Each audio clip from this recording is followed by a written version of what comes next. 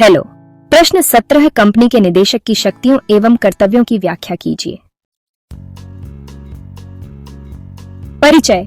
किसी कंपनी के संचालन की मुख्य जिम्मेदारी निदेशकों पर होती है। निदेशक कंपनी के मस्तिष्क माने जाते हैं और वे ही कंपनी की नीतियां बनाते, निर्णय लेते और उनके कार्यान्वयन की निगरानी करते हैं।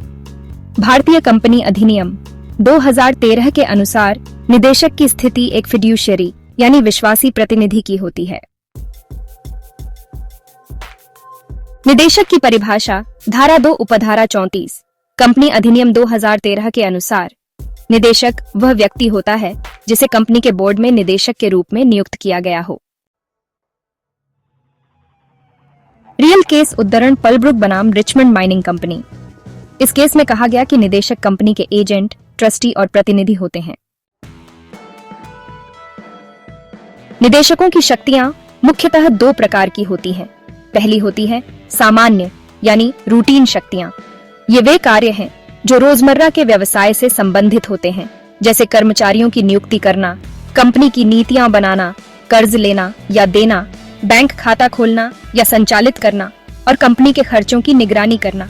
तो ये सभी चीजें निदेशकों के सामान्य अधिकारों में आती हैं। अब बात करते हैं विशेष शक्तियों की, जो कि धारा 179 उपधारा 3 के तहत आती हैं। ये शक्तियां बोर्ड की मीटिंग में पारित प्रस्ताव द्वारा ही प्रयोग की जा सकती हैं। उदाहरण के लिए शेयर जारी करना या निवेश करना, बैंक से ऋण लेना, कंपनी की संपत्ति को बेचना या गिरवी रखना, अन्य कंपनियों में निवेश करना या फिर आंतरिक लेखा परीक्षा नियुक्त करना। ये सब विशेष शक्तियां हैं जिनके लिए बोर्ड की मंजूरी जरूरी है। एक महत्वपूर्ण केस है LIC बनाम एस्कॉर्ट्स लिमिटेड 1986 का। इस केस में सुप्रीम कोर्ट ने साफ कहा था कि निदेशकों को हमेशा कंपनी की भलाई के लिए कार्य करना चाहिए, न कि अपने निजी हितों के लिए। यह एक बहुत अहम सिद्धांत है जो हर निदेशक को याद रखना चाहिए। निदेशकों के कर्तव्य या कहें कि उनके फर्ज कंपनी अधिनियम 2013 की धारा 166 में साफ साफ बताए गए हैं। सबसे पहले निदेशक को कंपनी के प्रति वफादार रहना चाहिए, यानी उसे हमेशा कंपनी के हित में ही काम करना है, न कि अपने निजी फायदे के लिए। इसके बाद उसे ईमानदारी और सद्भावना से कार्य करना चाहिए, या यूं कहें कि बोनाफाइड तरीके से हर फैसला लेना चाहिए। तीसरा, निदेशक को समझदारी और कौशल के साथ निर्णय लेने चाहिए, जैसे कोई समझदार इंसान हालात को देखकर सोच समझकर फैसला करता है। चौथा, निदेशक को ऐसे किसी भी निर्णय से बचना चाहिए जिसमें उसका निजी हित जुड़ा हो, ताकि टकराव की कोई गुंजाइश न रहे। पांचवा, कंपनी की गोपनीय जानकारी को हमेशा गोपनीय ही रखना चाहिए, उसे सार्वजनिक नहीं करना चाहिए। और आखिर में निदेशक को कानून का पालन करते हुए पूरी नैतिकता और न्यायप्रियता के साथ निर्णय लेना चाहिए। एक बहुत महत्वपूर्ण केस है रीगल हेस्टिंग्स लिमिटेड बनाम गलिवर 1942। इस मामले में साफ कहा गया कि अगर निदेशक ने कंपनी की जानकारी का दुरुपयोग करके निजी लाभ कमाया है, तो उस मुनाफे को कंपनी को लौटाना ही होगा। निदेशक की भूमिका सिर्फ कर्तव्यों तक सीमित नहीं है, बल्कि वह कंपनी के लक्ष्य और रणनीति तय करने में भी अहम होती है। इसके साथ ही निदेशक को शेयरधारकों के हितों की रक्षा करनी चाहिए, कानूनी अनुपालन सुनिश्चित करना चाहिए और कंपनी की प्रगति की लगातार निगरानी भी करनी चाहिए। निदेशक कंपनी की रीढ़ की हड्डी होते हैं। उन्हें शक्तियां भी दी जाती हैं और उन पर कर्तव्यों का बोझ भी होता है।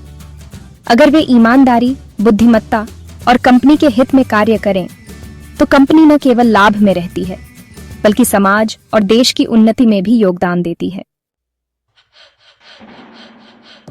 एक निदेशक कंपनी के निर्णय लेने वाले प्रमुख अधिकारी होते हैं।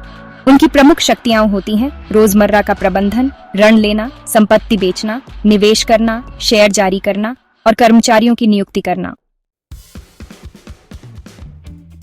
उनके मुख्य कर्तव्य होते हैं कंपनी के हित में काम करना, व्यक्तिगत लाभ से बचना, सद्भावना, ईमानदारी और बुद्धिमत्ता से कार्य करना और कानूनी तथा नैतिक जिम्मेदारियों का पालन करना।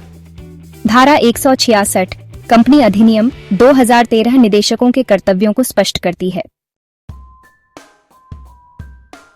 अच्छा, अब एक वस्तुनिष्ठ प्रश्न, निदेशक यानी डायरेक्टर्स पर आधारित सवाल है।